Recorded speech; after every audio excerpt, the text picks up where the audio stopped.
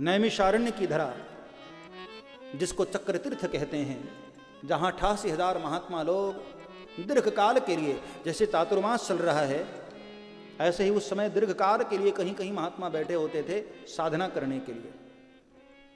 तो 88,000 महात्माओं के बीच में एक बड़े प्यारे संत सूत जी का आगमन हुआ।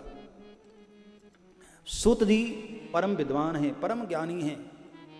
ज्ञान का तो क्या वर्णन करूं, कोटि सूर्य समप्रभ, करोड़ों करोड़ों सूर्य के समान जिनके ज्ञान का प्रकाश है। कहीं कहीं सूत जी को पुराणी भी कहा जाता है, सभी पुराणों में सूत जी की व्याख्यान मिल जाएगी। मात्र 20 वर्ष के ही हैं, लेकिन ज्ञान तो देखो क्या अगाध ज्ञान। उनको देख करके बूढ़े से बूढ़े महात्मा लोग भी खड़े होकर उनका स्वागत करते हैं और उनको प्रणाम करते हैं। नैमिषे सूतमासीनम अभिवाद्य महामतिम कथामृत रसास्वाद कुशलः शौनको ब्रवीत। इसका मतलब है कि संसार में उम्र दराज व्यक्ति आदरणीय नहीं होता है, ज्ञानवान आदरणीय होता है। अब कोई कहे कि भाई मैं 70 वर्ष का हो गया तो लोग मुझे प्रणाम करने लग जाएं, क्यों? कछुआ तो 500 साल का होता है, तो क्या इसका मतलब लोग कछुए को प्रणाम करना लग जाए? उम्र से कोई लेना देना नहीं साहब। इस देश में वही वंदनीय होता है जो ज्ञान श्रेष्ठ होता है। ते सर्वे ज्ञान वृद्धस्य। पता है लोग बूढ़े बुजुर्गों के पांव क्यों छूते हैं? वो इसलिए नहीं कि उतने बड़े हो गए, इसलिए नहीं,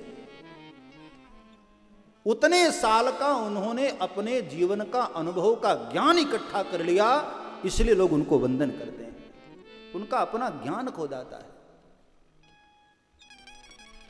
ते सर्वे ज्ञान वृद्धस्य, जो ज्ञान में बड़ा है हकीकत में वही आदरणीय होता है।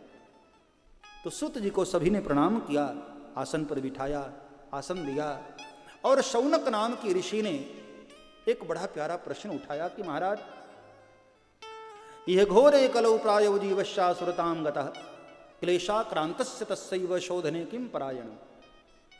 महाराज कोई ऐसी उपाय बताएं, ऐसी कोई कथा सुनाएं महाराज, जो संसार के कलिकाल के लोगों के लिए भी एक औषधि रूप हो। हाँ,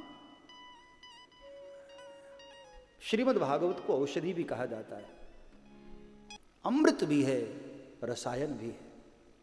औषधि से ऊपर होता है रसायन। औषधि उसको कहते हैं जिसको लेने के बाद बीमारी चली जाए, लेकिन रसायन उसको कहते हैं जिसको लेने के बाद बीमारी फिर आए भी न, वो है रसायन। तो कहा महाराज कोई ऐसी कथा सुनाइए जो केवल औषधि ही न हो, रसायन भी हो। मम कर्ण रसायनम। संसार के लोगों को मैंने देखा है महाराज, अपने पेट भरने को ही उन्होंने पुरुषार्थ मान लिया। जीवन का जो लक्ष्य है वो भूल ही गए, जीवन का जो सत्य है वो भूल ही गए। तो महाराज इस कलयुग के लोगों का भी भला हो सके, महाराज कोई ऐसी कथा सुनाइए।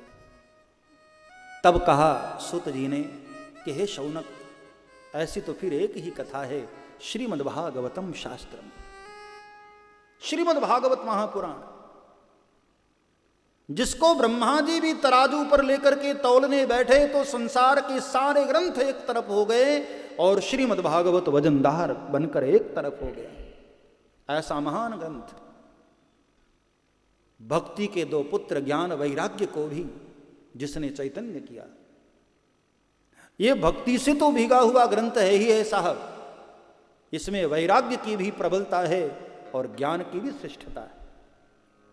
इसलिए जिसको ज्ञान चाहिए, भक्ति चाहिए, वैराग्य चाहिए, तीनों की तीनों सद्गुण इसी ग्रंथ में प्राप्त हो जाते हैं। ऐसा महान ये अद्भुत ग्रंथ श्रीमद्भागवतम शास्त्र। सब्सक्राइब करें श्री चिन्मयानंद बापू जी के YouTube चैनल को और हमारे वीडियोस को सबसे पहले देखने के लिए बेल आइकॉन को दबाना न भूलें।